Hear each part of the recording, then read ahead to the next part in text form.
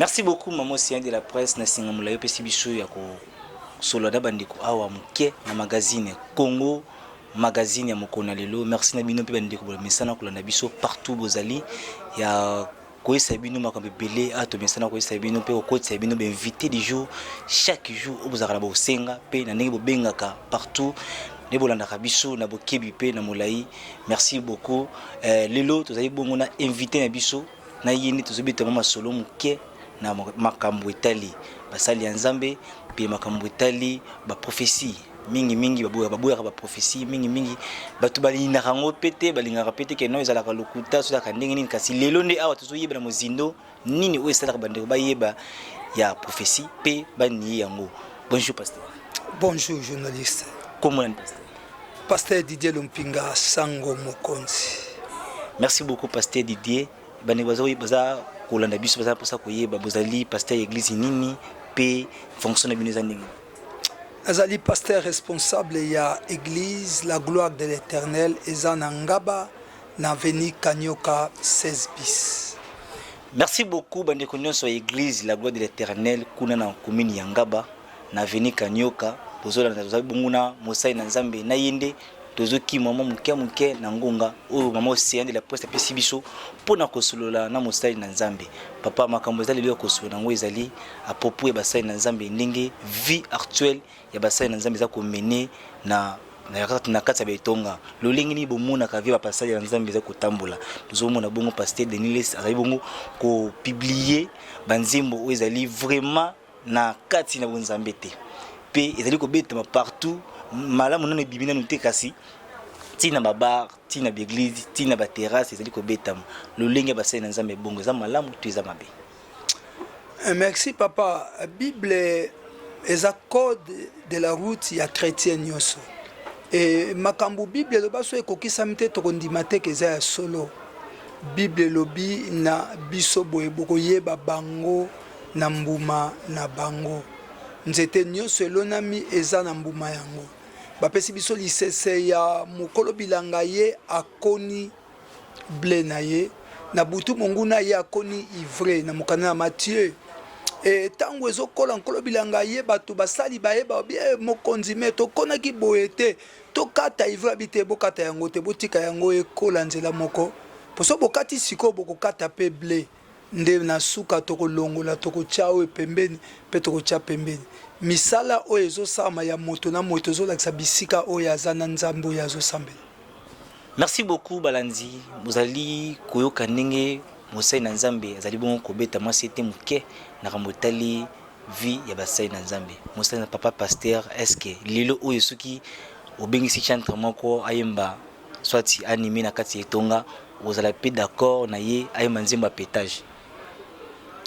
Bon, en fait, Olimbisi muke na seki na ndenge mabete me na seki pona ki posa oseka. Bien aimé oyebi nalingi pesanga ta mwa minute muke na lobano makambo.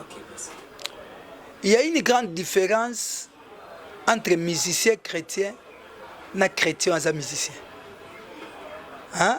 C'est un peu ça. La musique et il y a on a bisoté musique ça déjà et loko yakala.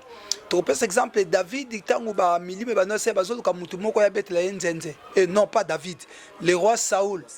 Tangu milibu mabe ba bengi David ba beti nzenze. Hein? To moni ba bi Israël tangu ba bimi na bakati ma rouge ba kena lisobe Miriam babetaki bayembaki.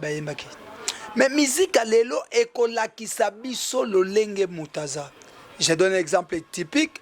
Lobby awa toza na frère Fali arobeta non? Arobeta na stade. Arotanga peta musukombo a Yesu. Est-ce qu'il est un chrétien? Parce qu'il atteint kombo a Yesu. C'est de la même na bande konyoso ngamoko na sekesu mukena okaki nzembo ya frère nanga ya mvuluzi bien aimé. Na yoki parti moko seki singa makasi alobi angale sie nzamba apesa nga tina mwasi kitoko na tina donc ayebi oye aosala c'est ce qu'on comprend ngo donc ayebi au fait azosala donc biso nde tozana tokoyebaka na mpo nga na oyemba ndenge wana te yo po koyemba ndenge wana te ce n'est pas cause chrétien ce n'est pas que naza chrétien mais eza likabwa mutu na mutu o azala ngo donc les frères toyo comprendre musane yangwana. C'est ce qu'il fait. Lelo o bana nzembe azolanda bino lelo. Est-ce que conseil ni beaucoup plus na bana nzembe ya kolanda banzembo ya bongo en tant que pasteur. Donc aujourd'hui moi na nzembe azwi nzembo bongo na téléphone zabi mabe. Pour pasteur ni mtayemba ke. Na lingi na lo baboy na linga mama oseya mingi. C'est-à-dire ce qui nga naza mwana mama oseya. Na otamba d'éducation on a apesa ngai. O mama oseya apesa ngai. C'est-à-dire o aza mwana nzamba otamba d'éducation nzamba apesa ye. Elo na ingina lobeza nini eza bato ba yoka kabiso bato ba message ko loba amen amen bango nde bazo détruire oso comprendre soko comprendre déjà que muto sa makambo boy mais déclasser na vie na yo mais yo zo kende place o yazo kamati offrande kamati mbongo ebele nazo biso de l'église mbulu ebeta ke tomboli batol nyons tout toluka muta sunga biso mais muto o yate non mais so ya lobi ndenge on comprendre boken. C'est ça au moins les problèmes. Mouto yo azamwa na mama océan, mouto au travers de l'océan du Congo a otambola na leadership ya mama océan. A otambola na ba pensée au mama océan pesa tozo bandengwana. Mouto yo asalaka na RTNC a otambola na pensée ya RTNC. Vous comprenez? Notre bien-aimé ayebi na nyazo salela. Azo tambo na pensé à muto azo salela. Mais batunde balati se kombo pasteur eza kombo. Prophète eza kombo. C'est ce qu'on parle ngo. Nga yebi saka batu église eza ka place soto kenda ko sambela te bar eza église non. Batu bayeba ki musique ba meli masanga. N'est-ce pas? C'est ça. Oui, bar eza église. Batu basanga ni bale misatu bazo mela masanga non. Kombo nani? Na kombo bière. Oh. Bo basanga na kombo nani? Kasi bo tengi sama église c'est Église ezali esiko batu basangani mibale misatu na kombo ya Yesu te Yesu ndio bien là où vous êtes réunis deux ou trois mon nom je suis au milieu de vous. Et ce comprend nga? Hein? L'ancienne alliance bagua baye bakamati biloko église babimisi libanda non? So batu basangani ba misatu na kombo otonga. Na dans la carte là-bas. C'est le diable non? N'est-ce pas? Alors nazo ba ndeko na biso papa journaliste e ba banda lelo. Na peso deuxième exemple ba politicien. Il y a des vrais et des faux. On se comprend. Lelo Fayulu na muzitu bakoma potampoine. Hein? Batu babenga na poto tala Martin Fayulu yaki na Canada batu bakamati mbongo loka ba offrande. Et ça rende wana. Donc ozo comprendre ba réalité ozo sala ma papa mutuna mutazo bimisa za nzeta bimisa mbumo ezaye. Notre frère Ototangi Kombo a envouluzi pasteur je m'excuse Denis Lesi abimisi mbuma na ye bomo na pasité bomi zokisa ba potate et lakisi misala na ye yango wana laissez-le libre de vaguer na misala. Ça veut dire bakanga akanga l'église. Nga na lobi akanga église te na obi pa fungo l'église te mais c'est lui qui a l'esprit à comprendre c'est quel esprit qui anime ces frères là. Ça c'est pas l'esprit de Dieu. N'est-ce pas? Alors l'esprit de Dieu ça dit mais ça na batu bana simana e o balande miso be afingi biso. Vous comprenez ça? Alors to tika nzambe a juger. Ngala lo bakudu nzamba sa juger. Na lo bango eza système ma desu. Eh papa, tuna mama oseya soka somi ma desu azolambela bana ndako. Asukola ngo no. Tanga asukola tiki ya salité sakani. E bi manga likolo yango wane bimi lelo. N'est-ce pas? Biloko wane bimi lelo papa comment on n'a pas cité. Vous comprenez? Ce sont les œuvres du diable. Et moi je ne peux pas accepter ça. Ni dans l'église je suis pasteur, ni dans ma maison. Ni na kati ya milieu nazali. Conseil mon pa ya bana nzambe. Bana nzambe nyonso bazolanda osikoyo. Awa na Ismaël Télévision na Congo Mag. Conseil mon pa bana nzambe nini bakoki kolanda pona ko bunga nzela te. Batanga Bible mingi basambela mingi. Esino pa mo. So muso atangi Bible mingi asambeli mingi. Mote ke au PC susu ma charge mo ya ma bondeli er no sa bondela ka mingi. Priez sans cesse. Bible est code de la route à chrétien. Obi pourquoi Congo so ke liboso te? Parce que bactère politique na biso bazotanga Bible na biso te. Bible na biso ya Congo ezani. Hein? Tout ça na loi origine Congo non? N'est-ce pas? Ceux qui balandi ba loi wana. To bet ça mi tout qu'est-ce que la loi nous dit? Qu'est-ce que la loi nous dit? Qu'est-ce que la loi nous dit? Mais c'est la même chose avec les chrétiens. C'est la Bible. Yangondeza mobeko na biso. Bible lobini. Un enfant de Dieu a aussi la Bible lobi. Sa vie, c'est la prière. Sa vie, c'est lire la parole de Dieu. Aobi kandengwana aozala ndengwana. Et dans ça, le Seigneur va lui inspirer, le Seigneur otambwisa ye. Matono mingi mosai na nzambe nebike tozokende malembe pona kokende vraiment tona ngonga muke awa na izime télévision au moment c'est un peu sibiso. Est-ce que beaucoup quand makambo kwa mutu? Mais oui, naza congolais na vivaka na Kinshasa, toyebi ke mboka eza mobulu non? Atake pasteur tambo soka makambo kwa mutu bateki bazobi banana bayaka bongo. Likansini bozui déjà. Likanisi na biso Congo. Likanisi moko ezate, ce sont les enjeux politiques. Eza ba jaba politique. Les enjeux politiques mais bazokufa. O bazokufa lelo na République démocratique du Congo awa ngana tozo vivre ngo. Makabongo zo salema. Bozui ile idée moko te noto sambla tapo na mboka tapo bandeko so ya batiki na bayaka babongwana. To makambo changer. Tout dans maman c'est yaza makasi na makambwana. Mais ce que je veux dire que diviser pour mieux régner. Ce sont les enjeux politiques. Les abajaba politiciens, bazotangisa makila pour bango ba régner. Mais papa, ils ont bagé politique te tozomona lelo oyo tozomona ba Rwanda bazoyande kokota na kata mboka na biso pona ko détruire pona ko bebisa. Sikoyo besoin na biso ba fidèle pona bino ezaki non ba sena nzambe bosangana emsuma wa nzambe pe ko yoka ba ko yoka be bino atake ba sena nzambe nzamba ko yoka mawana bino pona ko bikisa ba kongo man. Papa, parmi bato bazo détruire mboko eza bato ozo benga ba sena nzambe.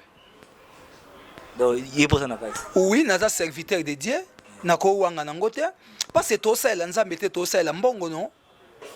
Parce que si on sert Dieu, on ne peut jamais courir derrière les politiciens pour batambouisa biso. Hein papa? C'est ça.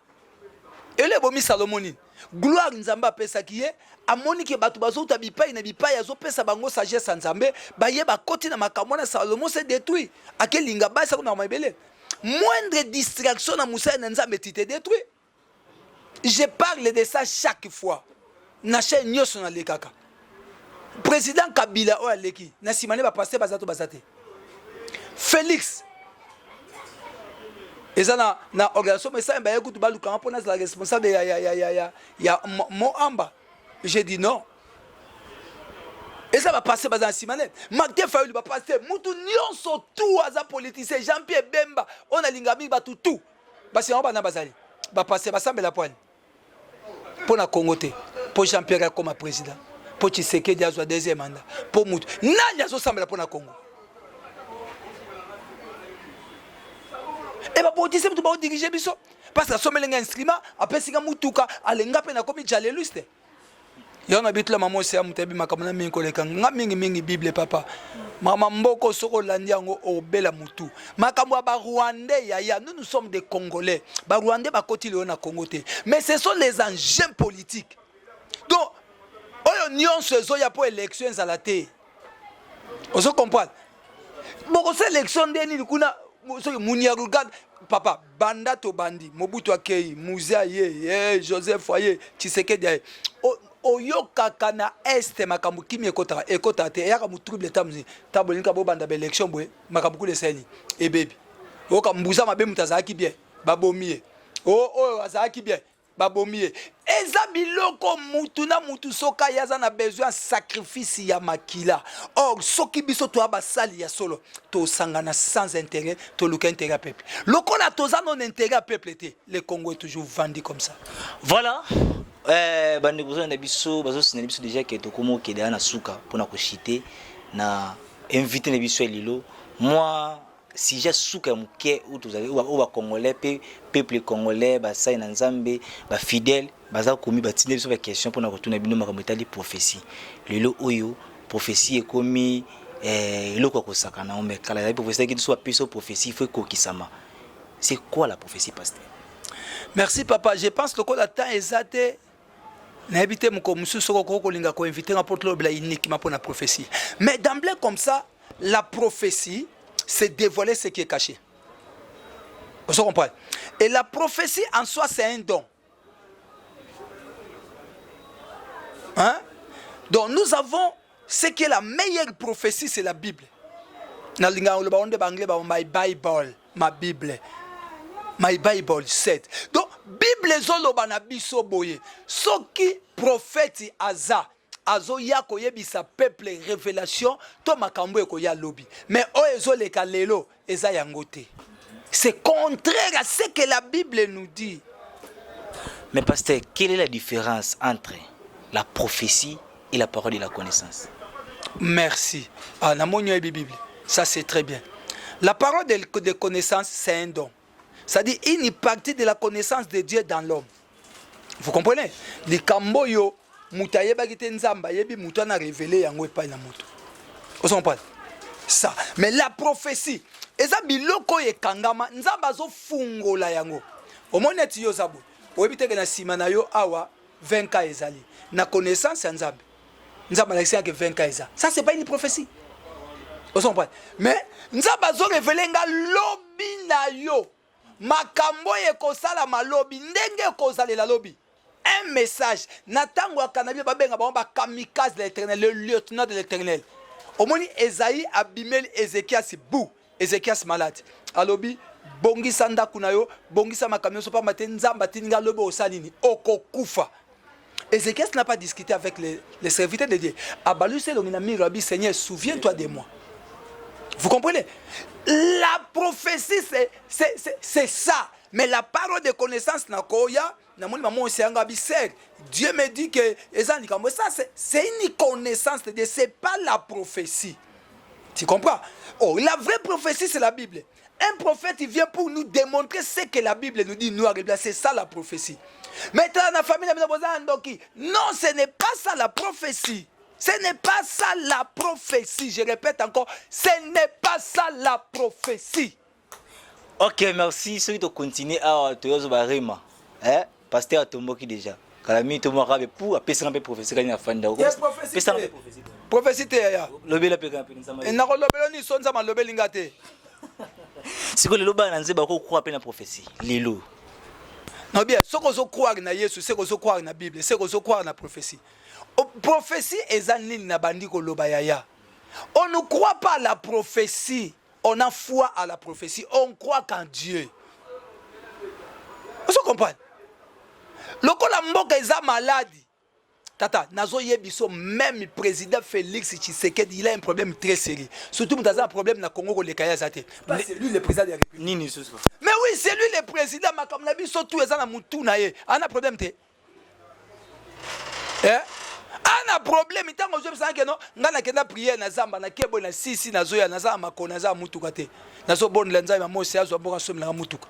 Na kitiba la kutela ba jeune bazana na campus. La moto na nzambe. Nzamba lobi ko soma Mercedes na tunya ya couleur ni depuis mukoloni. Nie. O malo ko abile botuna kabile mituna te. Mutu ya biso ka frère. Naza ko mona. Oza ko leka boy. Naza mona mon église secrétaire. Tozo sambela to sambe to sambe to six le kwa za moi so ke campus akeba comme na rompo ndeko ma che mundelo. Awa makambo ezali awa uleki okubala. Akabata cheneta pesa. Mais l'église a pesa te. Ozo pas. Lokola peuple aza asidi na temple te. Toutes sortes de mensonges. Ezoya, il dit amen. Ok, merci beaucoup. Basineri biso de tokomi na suka, nebi kesi jango eza elengi bo sepe na bandaku. Tokomi vraiment na suka. Moi terme quête tsika na pasteur, vous pouvez regarder la caméra pour dire un mot ba nyonso ya Nzambe, ba fidèle tout église bisika bozo kamba. Que Dieu nous bénisse si réellement nous servons Dieu. Nazako mituna mikolo ko ba Nzambe eloko nini toko sala po batu bandima kozali. Nazo bona Nzambe asanga ta eli na Congo parce que ma belle kebele eloko malonge ezali sute. Tozo ebate nini tokolo ba nini toko sala. Mais nazo senga kana ba ebalinga ka Yesu. Mulio musanto atambwisa biso. Mulio musanto akamba biso. Mulio musanto azala Nzambe. Na tango tokomi eza pasi. Biso nyonso na ngai na yo tokomo kima derrière tango. Tozowela mbongo.